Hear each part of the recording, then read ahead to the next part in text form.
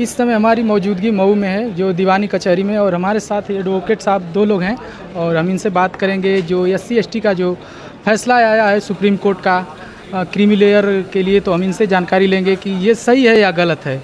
जी sir, स्वागत है। देखिए, जो हमारे संविधान में जो लोकतांत्रिक व्यवस्था है और जो संविधान की मूल प्रस्तावना है, जिसमें बंधुत्व, समानता और धर्मनिरपेक्षता के मद्देनज़र हमारा भारतीय संविधान बना हुआ है। जी। बाबा साहब ने जो हमको भारत को जो संविधान दिया और उसमें जो आरक्षण की व्यवस्था हुई, जी।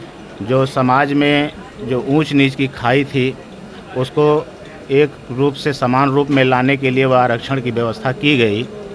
लेकिन कहीं न कहीं किन्हीं कारणोंवश जो 1947 से आज हम लोग 2024 में हैं, इन 78 वर्षों के बावजूद भी वो जिस उद्देश्य के लिए आरक्षण दिया गया था वह आज तक पूर्ण नहीं हुआ।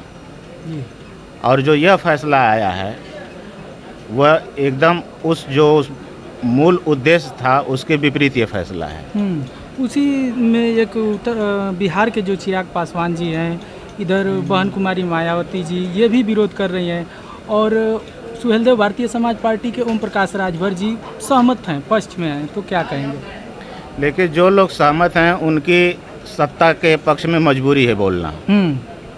उनको समाज से कुछ लेना देना नहीं है। जो समाज के धरातल पर जो समाज की स्थितियां जो उससे रूबरू हैं, वाकिफ़ हैं, वह लोग इसका 100% विरोध करेंगे। और आगामी 21 अगस्त को हमारे अधिवक्ता बंधु भी एक डेलीगेशन जाएगा और जिलाधिकारी को इसके विरोध में एक ज्ञापन महामहिम राष्ट्रपति महोदय को सौंपेगा। अच्छा वकील साहब, एक बात ये होती है कि SC का जो 15% आरक्षण है, वहीं 7.5% ST का है। अगर दोनों को अगर मिला रहे हैं तो 22.5% हो रहा है, तो कहीं ना कहीं अगर अलग अलग कर दिया जाएगा तो पूर्ण रूप से लागू नहीं होगा, कुछ लोग कह रहे हैं।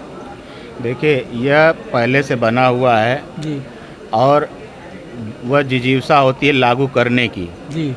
अगर वह ईमानदारी से लागू होता तो आज समाज की स्थितियां कुछ और होती हैं। जो आज क्रीमी लेयर बता रहे हैं, ठीक है, हम मान लिए कि अगर 4 लोगों की आर्थिक स्थिति सुदृढ़ हो गई है, लेकिन हमारा सामाजिक ताना बाना धर्मवाद, जातिवाद को लेकर के ऐसा बना हुआ है कि अगर एक SC का कैंडिडेट अगर कहीं सामान्य की सीट से अगर चुनाव लड़ेगा तो वह आपके लोकसभा, विधानसभा, संसद तक नहीं पहुंच सकता।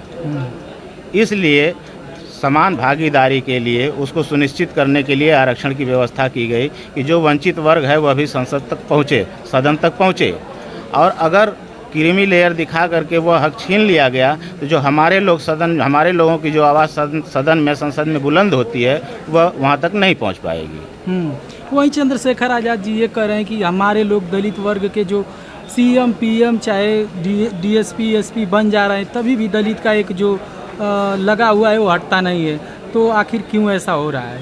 मैं वही बता रहा ना कि जो हम आज़ाद तो हो गए पेपर से, लेकिन जो संकीर्ण विचारधारा है, संकीर्ण मानसिकता, उससे आज़ाद नहीं हुए आज तक भी। और वही कारण है, वही मैं कह रहा हूँ ना कि अगर हम उसको क्रीमी लेयर नाम दे करके अलग कर रहे हैं तो फिर आज हम उसी स्थिति में पहुँच जाएंगे कि हम वहाँ तक नहीं पहुँच सकते। क्योंकि कहीं न कहीं जो एक सामाजिक परिस्थितियों में जातिगत विद्वेष की जो भावना है आज भी तमाम लोगों के दिलो दिमाग में वो छाई हुई है। इसलिए हम इस फैसले का विरोध करते हैं। अच्छा, तो क्या लगता है अगर ये लागू होगा तो भारत में इसका विरोध किस तरह से किया जा सकता है?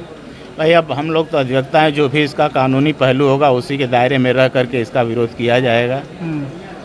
जो भी कानून सम्मत हम लोगों को जो अधिकार मिले हैं, संवैधानिक दायरे में रहते हुए कानून का उपयोग करते हुए हम लोग इसका विरोध करेंगे।